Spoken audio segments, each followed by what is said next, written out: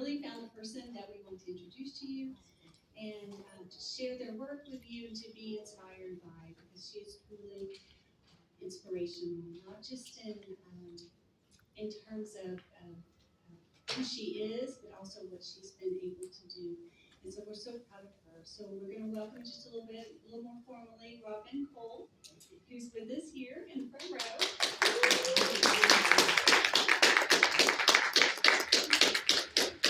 I'm so proud of our social work program, our faculty, our students, our staff, our leadership, and our college and beyond. I'm so proud of us in the good times, right? In our celebration and in our struggles and our difficulties, and how we come together regardless and take care of each other and care about each other. And so I bring that spirit to you this evening, how grateful I am to each of you for your own individual contributions, but also for being a part of our community and committing to our community. And I thank you graciously. And you know, I won't cry, but it's okay. I've already cried. I drink to you, Dr. McCarty. I drink to you. Why don't we have champagne? Outliers. Outliers. Here's our champagne. One year I tried to have champagne at this event. Okay, so since 2016 we've done this. We have such, our alumni for our person of the year, the mayor, Sylvester Turner, Masters Mac. I mean, so many people, former, Dr. Girls that are beautiful. So many, really Dr. David Buck, who started Healthcare for the Homeless and done tremendous work in our community, and blanking on some other very important people.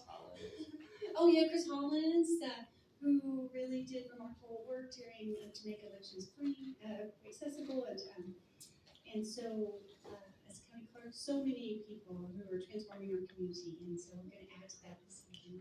So I'd like to at this time introduce our distinguished and beloved dean. He's already beloved; he hasn't even been here that long. So to formally welcome everyone and open up this event.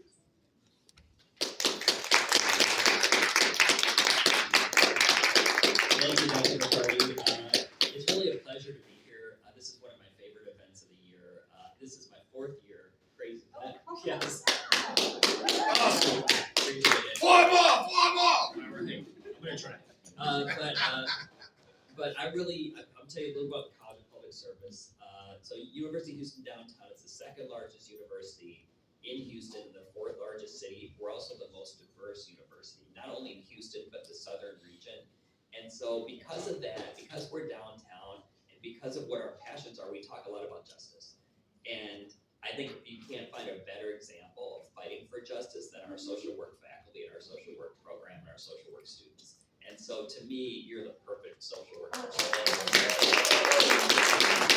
I'm thrilled to be here, thrilled to listen, and excited about this event. So I'm going to introduce Dr. Smith, who's going to, in more detail, introduce our social work person of the year. All right, come on,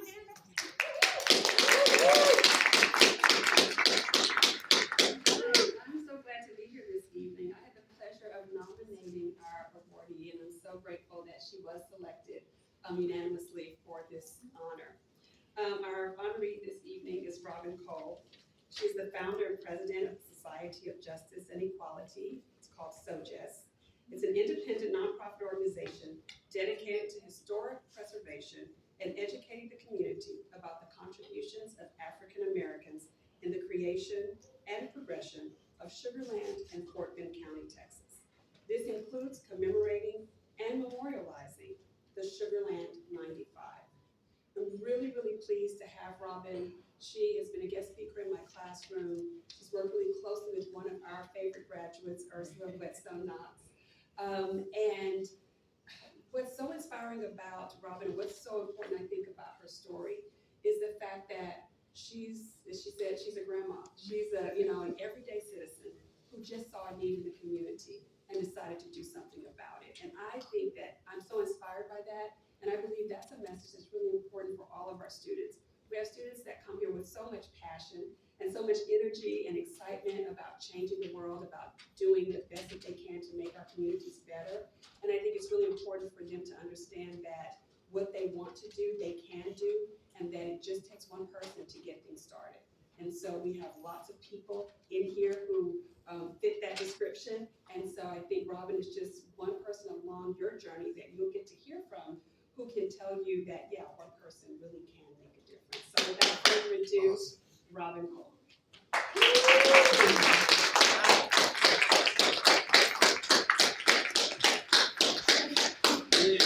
You deserve it. Well, thank you. Everybody, I'm gonna go completely off script so that you can see how real I am. And I'm gonna tell you the journey of how I got from all of this you see here 2 years ago. I live in Sugar Land. I'm originally from Philadelphia, Pennsylvania. I have a bachelor's of science in chemical engineering, and I was transferred here by a specialty chemical company, Roman Haas, which is now owned by Dow. So they transferred me here, and I worked in Deer Park, but I lived in Sugar Land because I had 3 children, and I wanted to live somewhere where they had like a community center. So I was online, believe it or not, 1996. I still have my AOL address. Still use the same address, and I saw that they had a community center. I had 2 sons and a daughter. And so living in Sugar Land for 26 years, I never knew that there was that sugar plantation. I knew that there was that prison across Highway 90, but I had no idea. I'm a Disney person. I go to Disney World every year because I have a timeshare there. So when I saw Sugar Land, I'm thinking, oh, this got to be fantasy. That and you know, and I see the Imperial Sugar Building and everything, and just had a good time with my children. They went to Fort Bend ISD school. They all graduated from Stephen F. Austin High School. My son went to Satartia. So that brings me to 2020. I'm sitting in my family room, and one of my neighbors, this is a little bit after George Floyd, sitting in my family room, and one of my neighbors said, "Did you know that we had a Black Lives Matter rally?" I'm like, how did I not know that? I didn't. Like, my neighborhood is very diverse. Like you said, in this school, very diverse. But Fort Bend County, I think, is one of the most diverse counties in the United States. So I'm thinking, how did I not know about the George Floyd Black Lives Matter rally? So then he said, well, did you hear about the Sugarland 95? And I said, Sugarland, what? He said, there's 95 bodies like 5 minutes from my house. They was building a school, Fort Bend ISD, and during the construction of digging the soil, they found this bone that looked like a human remain. So first thing they did, they called the Sugarland Police Department because it could have been, like some like forensic type thing. Y'all have to listen to this because this to me, oh, there's my son. Oh.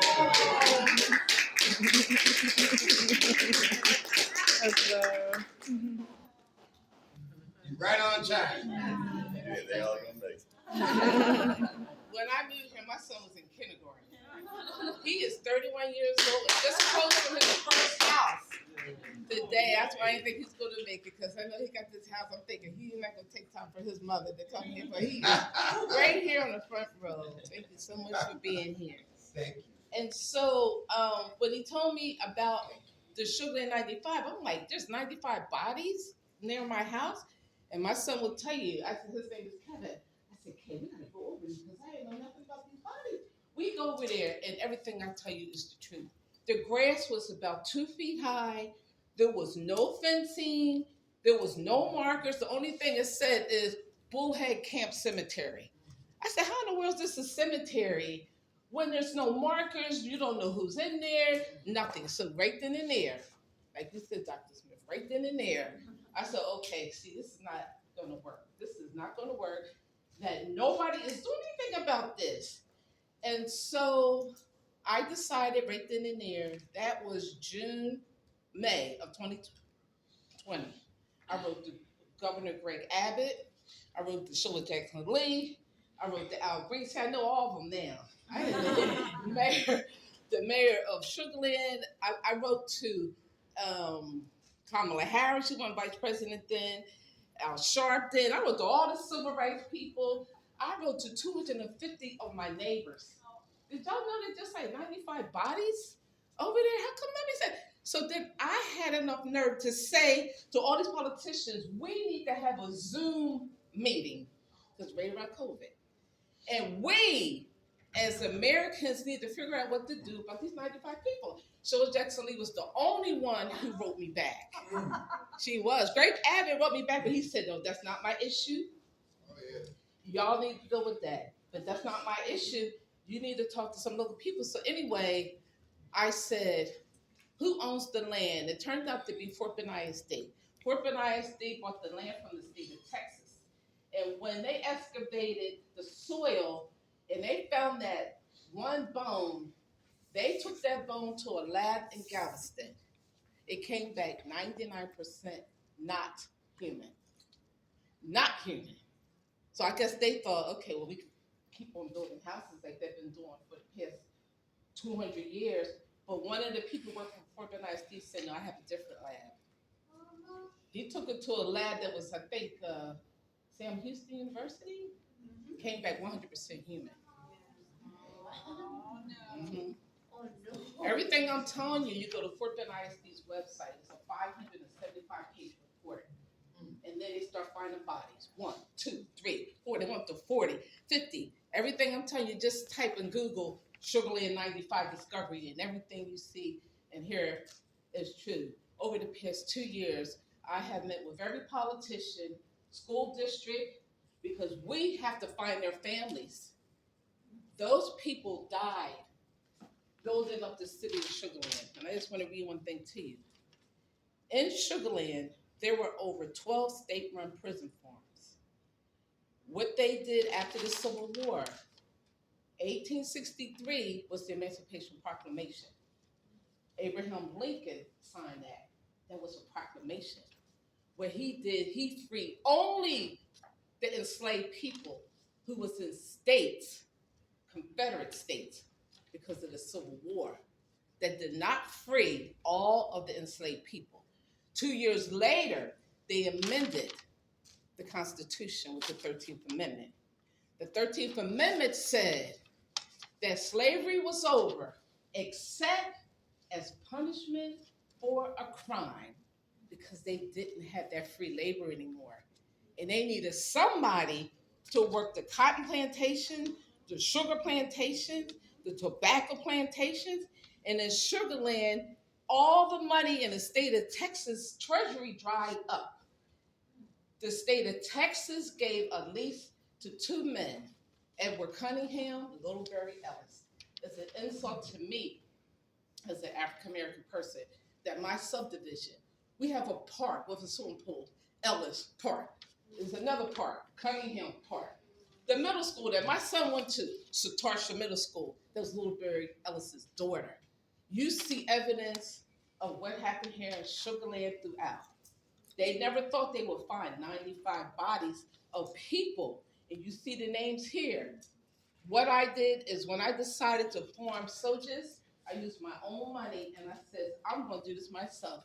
I'm going to find a way to raise awareness and to find justice for those 95 people, because they're symbolic of all the other people who lost their lives in Sugar Land building up the Imperial Sugar Company.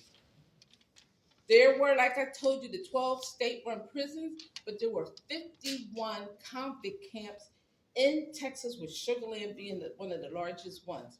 That lease that they gave to Littlebury Ellis and Edward Cunningham, they ended up with over 2,300 African-American men and boys that they put out in the sugar field, and they died.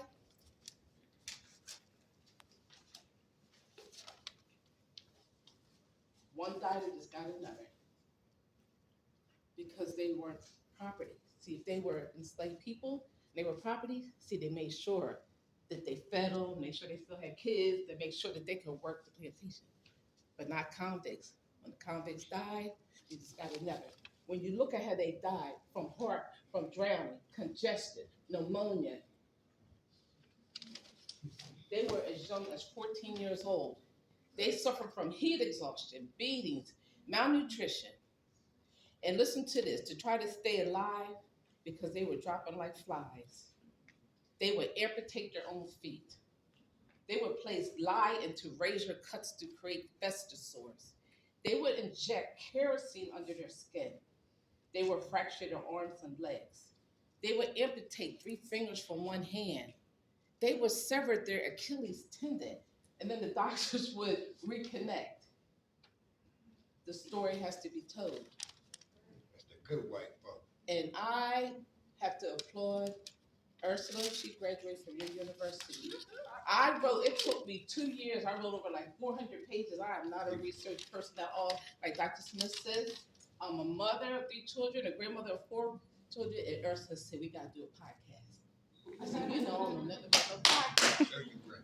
Right now, we got the podcast on Spotify, Amazon, YouTube, and wherever else she put it. Come on now. That's all right. They got the big lie. Tell the truth. Tell the truth. And so I just want y'all to know the reason why I'm doing this is because I am so blessed as a person. And it says in the Bible, what you do for the least of my brothers, that you do unto me. This is the only way I can show gratitude to God for the way He's blessed me. I will spend the rest of my life until I find the families of those 95 people. And I have to show y'all this, because this is God too. When they said, no, we're not going to dig anymore because they're scared they're going to find more bodies, we went to Commissioner Kinder Merchant, and we said, we know that they put that $4 million in the budget for that park. You know what they tried to do? They redlined it, and they took the $4 million out of the budget where the cemetery is, but it was still in Fort Bend County's budget. He said, what about Kendleton? Kendleton, 25 miles south of Sugar Land.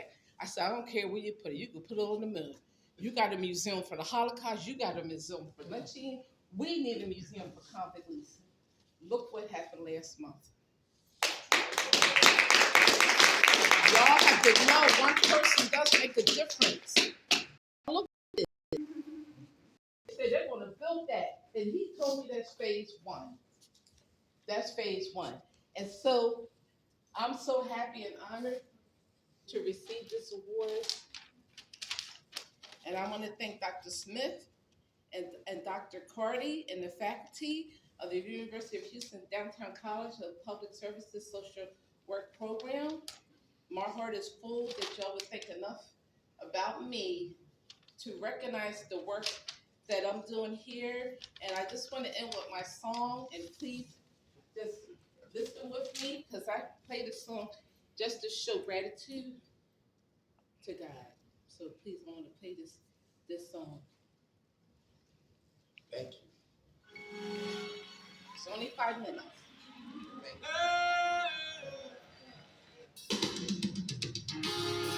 Who's heard this song before? Right.